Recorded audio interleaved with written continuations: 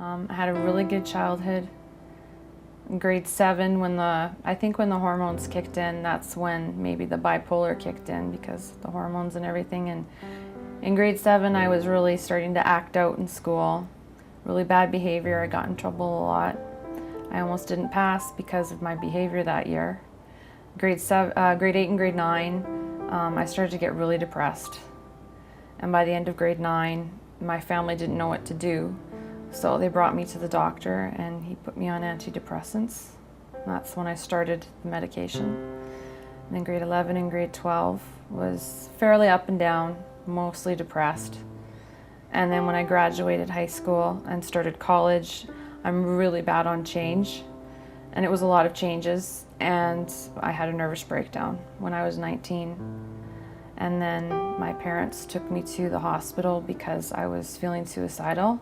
And then the hospital said, go see your family doctor. So we went and saw my family doctor, and she decided I needed to see a psychiatrist because she didn't know what to do.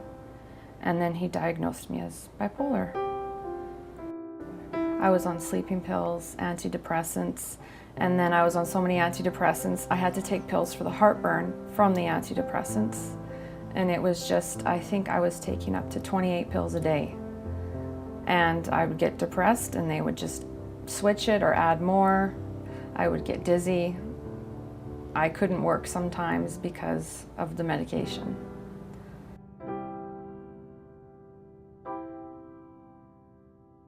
I really wanted to have a child one day when I met someone, and I knew I couldn't do that on antidepressants because you hear about bad things that happen. And my dad had kind of mentioned, he had heard from a lady at church about the Empower, and he looked into it and he phoned me at work and he said, do you want to try it? I said, yeah, I'll try anything. I don't want to spend my life being depressed on medication after medication. I want to find some kind of balance. After I came off the drugs, the Ativan was the hardest to get off of. I was tired, I couldn't sleep, I had a fever, I was freezing cold. My mom had to throw the blanket in the dryer just to throw it on me, just to keep me warm. I threw up all the time. I couldn't eat anything. This was mostly in that whole summer. I never read the participant guide. My parents never read the support guide. And it says no major life changes, none of this stuff.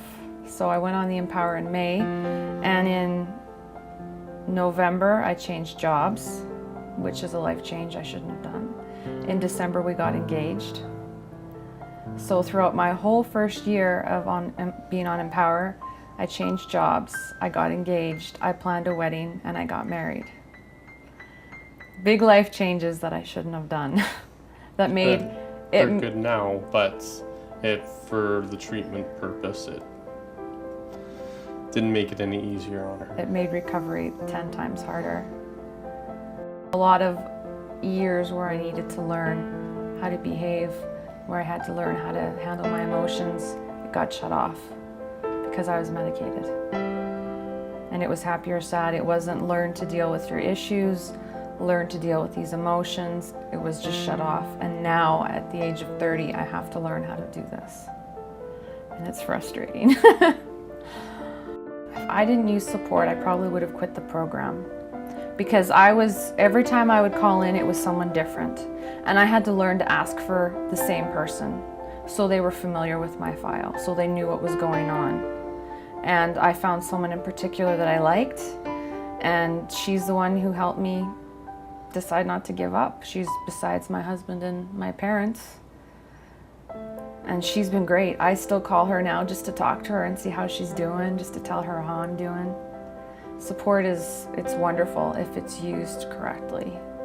It gave you the confidence to know that you're in control of what's going on, and that it's not just the vitamins happening. And I think it was one of the misconceptions, was especially for people who are on it for a long time, to think, well, it's just going to go away now because I'm taking it. Well, it's not a drug. Mm-hmm. You're not, my favorite line, putting a Band-Aid on a bullet wound anymore. You're actually stepping up to the plate and teaching your body what it needs to do, and then once it's there, it's a treatment process. It's not a miracle drug. It's a tool to help you get better. You have to stick with it for at least a year. You need a support. You need a support person. You need to take it seriously. You need to read this, the guides. Any information. Any information, read it. You have to call in support regularly. And that's what they're there for, and they're kind, and they'll listen, and they'll help you through it. Don't make any big changes too fast. No big life changes like I did. They were good life changes, but it was too much too fast. I needed to heal myself first, because there's a lot of emotional healing. And I think when people go through withdrawal, they think once the withdrawal's over, it's over, and that's when the emotional healing has to begin. And I have to learn to be thankful and content with what I have now. Because my friend at Bible study said last night, I said, I always prayed and wanted a husband and kids. And she said, well, God gives us our dreams, but sometimes not always the way we thought He would. And now I have a husband and 2 kids. And I always say they grew in my heart, not in my tummy. So I just have to learn to be content and thankful for what I have now.